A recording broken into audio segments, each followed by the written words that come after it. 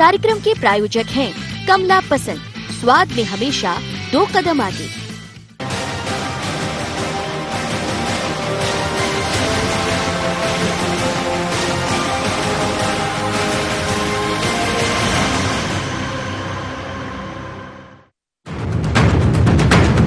मध्य प्रदेश के राजनीतिक राजमार्ग पर एक बार फिर उपचुनाव का मोड़ आ गया है। सियासी सरगर्मियां शबाब पर हैं और टर्न ले लिया है चुनावी मैदान की ओर। मोहरे सेट हो रहे हैं, बिसात बिछाई जा रही है और अपनाए जा रहे हैं हर वो पैतरे जो जीत दिला सके।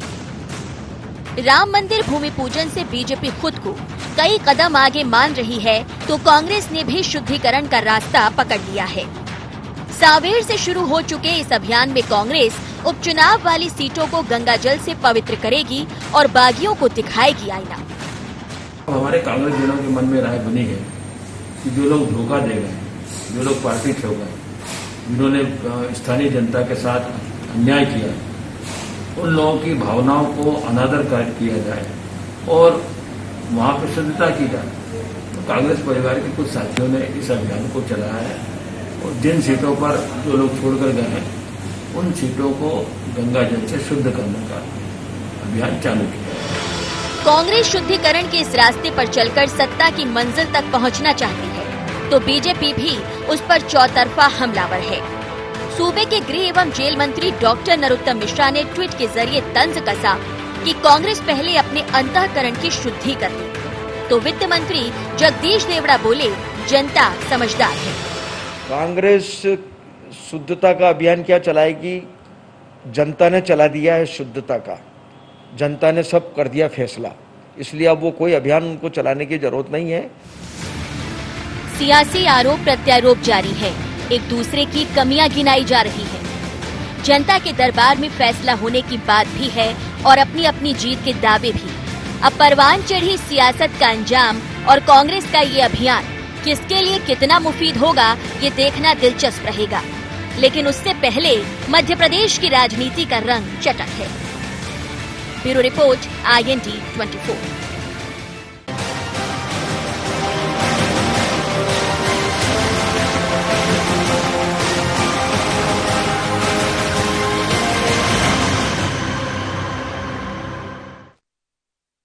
नमस्कार, IND एजेंडा शुद्धिकरण @27 में आपका स्वागत है। मैं हूं आपके साथ नवीन पुरोहित। चर्चा को विस्तार देंगे, उसके पहले IND एजेंडा के मुख्य बिंदुओं की तरफ एक निगाह डालते हैं। क्या शुद्धिकरण अभियान से जनता के बीच पैठ बना पाएगी कांग्रेस? क्या शुद्धिकरण के बहाने बागियों को टारगेट कर रही कांग्रेस? पहले राम अब गंगाजल के सहारे क्या कांग्रेस को मिलेगी जीत? कैसे कांग्रेस के अभियान का जवाब देगी भारतीय जनता पार्टी? नमस्कार, इन्हीं सवालों के साथ चर्चा में आप सबका पुनः स्वागत है। मध्य प्रदेश में इस समय माहौल आध्यात्मिक है। राजनीति में भी आध्यात्मिक तौर तरीकों का उपयोग किया जा रहा है। मध्य प्रदेश कांग्रेस 27 विधानसभा सीटों पर शुद्धिकरण अभियान चलाएगी, गंगाजल से उन विधानसभाओं को शुद्ध करेगी और भारतीय जनता पार्टी के खिलाफ एक माहौल बनाएगी। भारतीय जनता पार्टी कह रही है कि पहले वो अपनी अंतरात्मा, अपने मन को शुद्ध कर लें, इस देश के मानस को समझ लें, अपने कार्यकर्ताओं को समझ लें, अपने लोगों को समझ लें, तभी इस अभियान की कोई महत्वता है।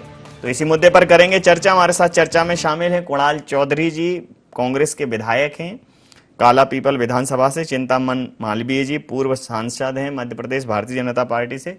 गौरव चतुर्वेदी जी, वरिष्ठ पत्रकार हमारे साथ जुड़े हुए हैं। आप समस्त महानुभावों का बहुत बहुत स्वागत है। सीधा सवाल चिंतामणि जी आपसे कर लेता हूं कि कांग्रेस अब शुद्ध करेगी 27 विधानसभा सीटों को जाकर, आपकी प्रतिक्रिया चाहूंगा। चूंकि कांग्रेस के पास कोई कार्यक्रम नहीं है और सरकार के खिलाफ करने को भी ऐसा कुछ नहीं है जिसको लेकर के वो जनता के बीच जा सके, इसलिए इस तरह के नकली कार्यक्रम आधारहीन कार्यक्रम, जिसके पीछे कोई सोच नहीं, चिंतन नहीं, जिसकी मजाक उड़ सकती है, इस तरह के कार्यक्रम ये वास्तव में कांग्रेस के जो नेतृत्व है उसके दिवालियेपन का भी एक सूचक है, एक संकेत है कि किस तरह कांग्रेस का जो नेतृत्व है वो सोचता है। आज अब शुद्ध करना, शुद्ध का मतलब इसका वो अशुद्ध है, वो ये एक तरह का क्या ये फिर से छुआछूत को दे रहे हैं, क्या ये फिर से समाज में फैलाना चाहते हैं, भेदभाव फैलाना चाहते हैं, या क्या जो है अंधविश्वास फैलाना चाह रहे हैं कि ये अशुद्ध हो गई है, इसे शुद्ध करना है। तो क्या ये हमको टोटम के जमाने में ले जा रहे हैं, क्या ये झाड़ फूक के जमाने में ले जा रहे हैं? ये क्या क्या आखिरकार कांग्रेस का नेतृत्व इस पूरे विषय पर सोचता है? ये हास्यास्पद है। कोई कार्यक्रम नहीं, इस कार्यक्रम को लेकर के कोई जो है स्वीकृति, कोई स्वागत जनता में नहीं मिलने वाला है। ये दिवालियापन है और ये बताता है कि कांग्रेस के पास कार्यक्रम नहीं है। कुणाल जी, कांग्रेस के पास कार्यक्रम नहीं है, मानसिक रूप से कांग्रेस दिवालिया हो गई है और कार्यकर्ताओं के दृष्टिकोण से भी कांग्रेस दिवालिया हो गई है। कांग्रेस इस समय गंभीर संकट से जूझ रही है बकौल भारतीय जनता पार्टी। मुझे लगता है पहले जो आपके आईएनडी एजेंडा के पॉइंट्स है मैं उस पर बात करना चाहूंगा। स्पष्ट है, जनता के बीच में हम जाएंगे और जनता के बीच में हम काम करेंगे और इस मुद्दों को भी लेके, और हर मुद्दों के साथ ये भी एक महत्वपूर्ण है कि जिन्होंने जनता के जनादेश को बेचा, जनता के विश्वास को बेचा। कुणाल चौधरी अगर विधायक बना है तो कुणाल चौधरी के घर के वोट नहीं थे। चिंतामन मालवीय जी अगर सांसद बने तो इनके घर के वोट नहीं थे। जो पार्टी का कार्यकर्ता होता है वो दिन रात पार्टी की रीति नीति को घर घर पहुंचाता है, जनता उस पर भरोसा करती है और जनता उस जनादेश को देती है। और जब आप उसको बेचने से पहले आप जनता से पूछा नहीं, तो यह कहीं ना कहीं इस प्रकार का एक पाप है। और इस लोकतंत्र में इस प्रकार के पापियों को ठीक करने के लिए यह कदम जरूरी है कि कहीं ना कहीं इन लोगों ने इस प्रदेश की जनता के जनादेश को छलने का काम, और बिगर पैर की खरीदे हुए जनादेश की बीजेपी की सरकार चल रही है। और स्पष्ट है इन्हें हमारे ये कार्यक्रम है, इनको दिवालियापन दिखता है। स्पष्ट है इनको दिवालियापन दिखेगा, क्योंकि कहीं ना कहीं अभी इनका जो दिमाग चल रहा है उन बिकाऊ लालों की मदद से चल रहा है। चिंतामन मालवीय जी अपना जीवन भर देख के आए, सांसद से ये अच्छे खासे जीते थे, इनको हटा दिया पार्टी ने, मतलब इनको जीते हुए सांसद का पत्ता साफ कर दिया। पर कहीं ना कहीं ये झूठ बोलने में इसलिए लगे पार्टी के लिए कि जब बिकाऊ लालों को मंत्री बनाया जा सकता है, जो सदन के सदस्य नहीं उनको बनाया जा सकता है, तो चिंतामन मालवीय जी तो भारतीय जनता पार्टी के कार्यकर्ता। पर आप चिंता मत करो चिंतामन जी, आप जैसे कार्यकर्ता के लिए भाजपा के पास जगह नहीं है, वो तो उन बिकाऊ लालों को ही पैसा देगी, उन बिकाऊ लालों को ही मंत्री पद देगी, उन बिकाऊ लालों के लिए आपका उपयोग करेगी, बाकी कुछ ही नहीं है। जनता के बीच में हम जाएंगे, जनता तय करेगी। और जनता ने जनादेश कांग्रेस को दिया था, फिर कांग्रेस पार्टी के साथ जनादेश देगी और 27 की 27 सीटें भारतीय जनता पार्टी हारेगी। जी समझ लेता हूं, सीधा सवाल कर लेता हूं गौरव चतुर्वेदी जी से। गौरव चतुर्वेदी जी, आपने दोनों पक्षों को सुना, ये शुद्धिकरण और अशुद्धिकरण के दौर में आपको क्या लगता है कि जनता का मानस क्या रहेगा? देखिए, जनता के मानस पर जो विगत दिनों का राजनीतिक घटनाक्रम उभरा है उससे वो जनता आहत है, इस बात में कोई इनकार नहीं किया जा सकता है। लेकिन दोनों ही राजनीतिक दलों को, भाजपा को और कांग्रेस को, मानसिक तौर पर और आध्यात्मिक तौर पर अपने को शुद्ध करने की आवश्यकता है। इस तरह के विधायकों को अपने यहाँ शामिल करना, या कांग्रेस ने भी बाद में यही किया, भाजपा के पूर्व विधायकों को अपनी पार्टी में शामिल किया है। तो आप जब शुद्धिकरण अभियान चलाने की बात कर रहे हैं तो आप उनके कार्यकर्ताओं को तोड़कर अपनी पार्टी में शामिल करते हैं, तब आप उसे शुद्ध मान रहे हैं। लेकिन आपकी पार्टी छोड़कर जो कार्यकर्ता जा रहा है या विधायक जा रहा है दूसरे दल में, आप वहां पर जाकर शुद्धिकरण अभियान चलाने की बात करते हैं, तो ये एक साथ दो चीजें नहीं हो सकती हैं। आपको दोनों दलों को एक जैसा व्यवहार, एक जैसा चरित्र सामने लाना पड़ेगा और उस पर चलकर बताना पड़ेगा। जी बिल्कुल सही कहा आपने, एक जैसा व्यवहार, कथनी और करनी का फर्क खत्म करना पड़ेगा। अभी समय हमें एक व्यवसायिक अंतराल के लिए निर्देशित कर रहा है, तो एक छोटे से व्यवसायिक अंतराल के बाद हम फिर हाजिर होंगे। आप सब हमारे साथ चर्चा में बने रहिए, तुरंत लौटते हैं।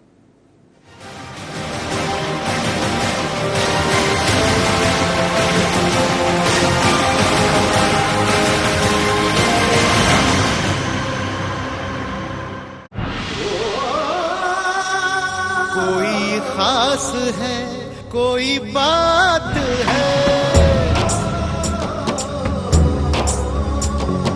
कमला पसंद, जीते दुनिया हर बाजी जीते, हर अदा में शाही अंदाज है। कमला पसंद पान मसाला, शाही स्वाद, शाही अंदाज, स्वाद में हमेशा 2 कदम आगे। छोटा सहयोग बड़ा उपयोग। कोविड-19 से लड़ाई में मुख्यमंत्री सहायता कोष में करे सहयोग। इस संकट के समय आपके योगदान से जरूरतमंद लोगों को मिलेगा जीवन दान। जन सहयोग से ही हम मिलकर कोरोना के खिलाफ जीतेंगे जंग। CM relief fund, SBI account number 100-781-52483, IFSC code SBIN 0001056।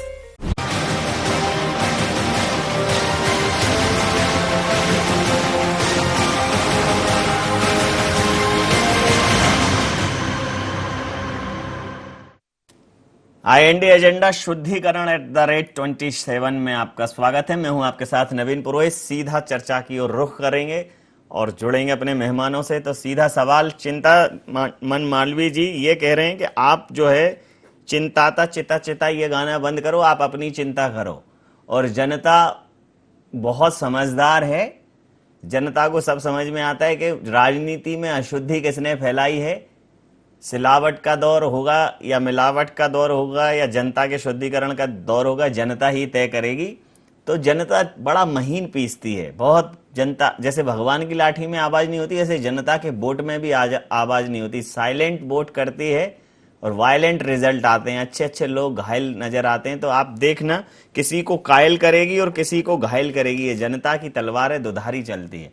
क्या कहेंगे? देखिए नवीन जी, कुणाल भाई हमारे में मतलब जो बहुत कम प्रवक्ता है कांग्रेस में जो तर्कयुक्त तो बात रखते हैं और बड़े अच्छे नेता है, कांग्रेस का भविष्य है। लेकिन मैं उन्हें याद दिला दूं कि जो आपके पास जनादेश आपने लिया, वो जनादेश धोखे की नींव पर खड़ा है। वो झूठ बोल करके, ठग करके मध्य प्रदेश की जनता को नटवर लाल के तरीके से ठग करके आपने वोट लिया। उन्हें स्वप्न दिखाए, आकाश स्वप्न दिखाए उनको, और उनका वोट लिया और फिर कोई वादा आपने पूरा नहीं किया। इसलिए आपको खुद, जिस आप उधार का जनादेश बता रहे हैं, मैं आपके जनादेश को ठगने वाला जनादेश बताता हूं, क्योंकि आपने वोट को ठगने का काम किया है। दूसरा, फिर आपने मध्य प्रदेश को चेहरा ज्योतिरादित्य सिंधिया का बताया और मुख्यमंत्री आपने कमलनाथ जी को बनाया। तो ये भी आपने इस जनता को धोखा देने का काम किया। इसलिए आपका जो जनादेश था वो वस्तुतः धोखे पर खड़ा हुआ जनादेश था। आप ये कह सकते हैं कि ये उधार का जनादेश है, ये खरीदा हुआ जनादेश है। अभी जनता दूध का दूध और पानी का पानी कर देगी। जनता जो है उस जनादेश को शुद्धता दे देगी। इसलिए आप शुद्धि अशुद्धि मत कीजिए, जनता को ये काम करने दीजिए। कुणाल जी, आप जनता की भूमिका का अपहरण मत कीजिए, जनता को भ्रमित मत कीजिए। जी कुणाल जी, जनता तय करेगी। आप जनता की पैरोकारी कर रहे हैं। जिस प्रकार से जनता क्या करेगी, इस बात का आप अंदाजा बड़ी दमदारी से लगा रहे हैं, बहुत प्रामाणिकता के साथ कह रहे हैं कि जनता ऐसा करने वाली है। जनता के मन के मानस को पढ़ना और जनता के मन में क्या चल रहा है इस चीज को समझना, ये अमूमन मुश्किल होता है। आप किन आधार पर कह रहे हैं कि जनता आपके साथ खड़ी होगी? देखिए, जब 15 साल बाद सरकार 15 महीने की हमारी बनी और जब हमारे यहाँ पे बिल 100 रुपए, 200, 300, 400 तक आने लगे, तो एक पूर्व मुख्यमंत्री बहुत तेज कि 200 रुपए से ज्यादा बिल दे और कोई बिजली के तार काटे तो मैं आऊंगा। खुद अपने घर में जाके देखना नवीन जी, कितना बिल आया फिर मुझे बताना, है ना। पहले कितना आता था, अभी कितना आया, सब अपने अपने घर जाके देख लेना, जनता और घर वाले जवाब दे देंगे। दूसरी चीज, किसानों को एक पूर्व मुख्यमंत्री उठे और बोले चिंता मत करो, अगर मैं मुख्यमंत्री होता तो 2100 रुपए कुंटल तो मिट्टी खरीद लेता, ये तो गेहूं नहीं खरीद पा रहे। और आज तक जो मार्च में पैसा मिल जाना था, अभी तक पैसा नहीं मिला। वो लाइन में ऐसा लगा रहा किसान की वो प्रताड़ित हो चुका है। शिक्षकों को 4 महीने सैलरी नहीं मिलती है, 3-4 महीने से आंगनवाड़ी कार्यकर्ताओं को सैलरी नहीं मिलती है, जो बड़ी बड़ी बात भाषण दिया करते थे और जो टाइगर जिंदा है जिनकी ये बात कर रहे थे कि वो उनका चेहरा दिखाया, किसने कहा वो हमारा चेहरा? एक कैंपेन कमेटी के अध्यक्ष थे और किसने, जब विधायक तय करेंगे कि कौन हमारे इधर, ऐसा नहीं हुआ कि पहले चेहरा तय हुआ, ये भारतीय जनता पार्टी में हुआ होगा। हमारे यहाँ स्पष्ट है, विधायकों ने तय करा, माननीय मुख्यमंत्री कमलनाथ जी और उनके नेतृत्व में मध्य प्रदेश की जनता ने 100 रुपए बिजली के बिल भी दिए हैं। मध्य प्रदेश की जो पेंशन 300 थी 600 भी होते हुए देखी है। मध्य प्रदेश में गौशाला है, गाय पे राजनीति एक टर्न और ले लेंगे, समय पर्याप्त है, एक टर्न और ले आपने लेंगे। चढ़ाया होगा, थोड़ा लंबी प्रतिक्रिया हो जाती है तो भाषण टाइप का लगने लगता है। गौरव जी जी, हेलो जी जी गौरव जी, प्रतिक्रिया चाहूंगा दोनों पक्षों के ऊपर।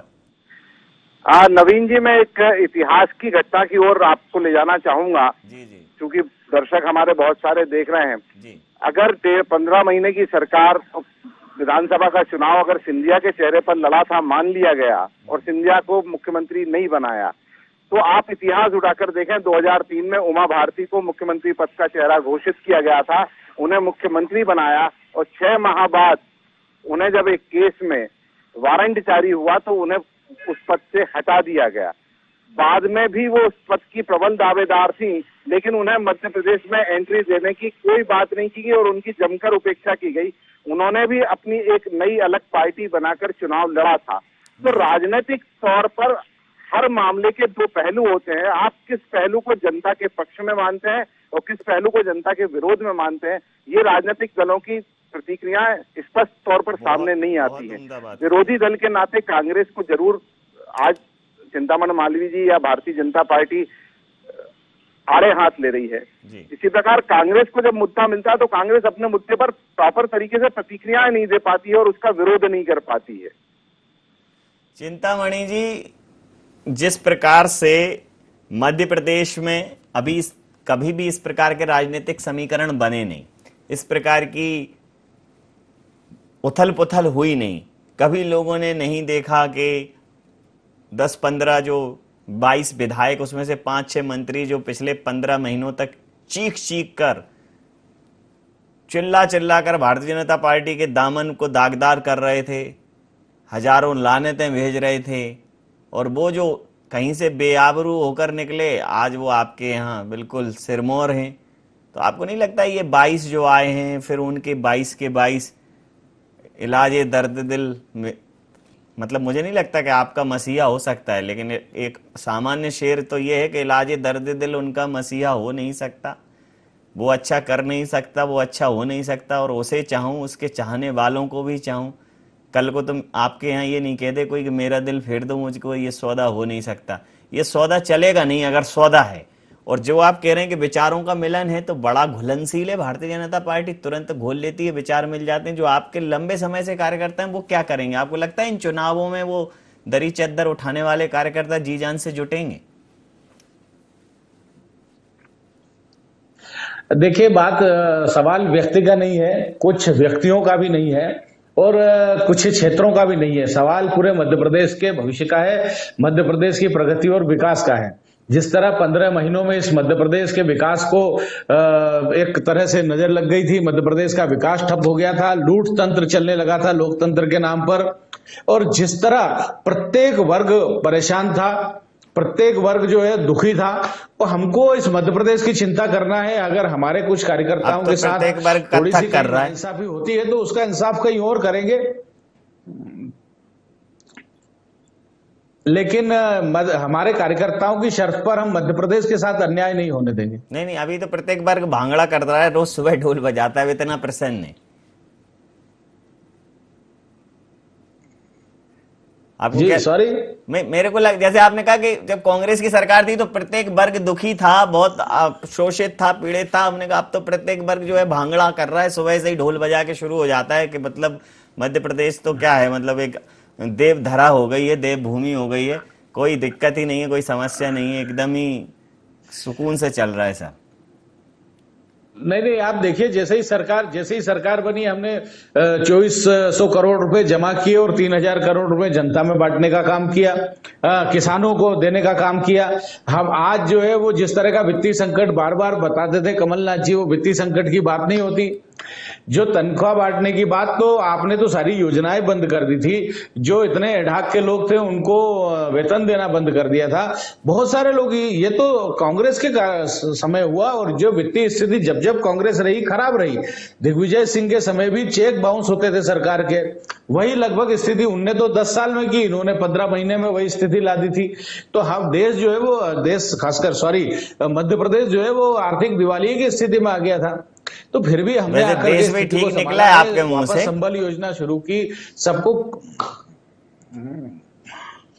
नहीं, देश भी ठीक निकला आपके मुंह से। सॉरी भले कह दो, लेकिन हकीकत जो देश जो तमाम रेटिंग एजेंसीज हैं ना, फाइनेंशियल रेटिंग एजेंसीज हैं, और जो आरबीआई के बयान हैं, और जो अन्य वित्तीय संस्थाओं के बयान हैं, तो देश के बारे में जो निकला वैसे गलत नहीं निकला। आपका आकलन, आप चूंकि स्वयं बहुत पढ़े लिखे व्यक्ति हैं, तो कई बार सच निकल जाता है मुंह से, कितने भी कंट्रोल करो, लेकिन कंट्रोल करो, कोई समस्या नहीं।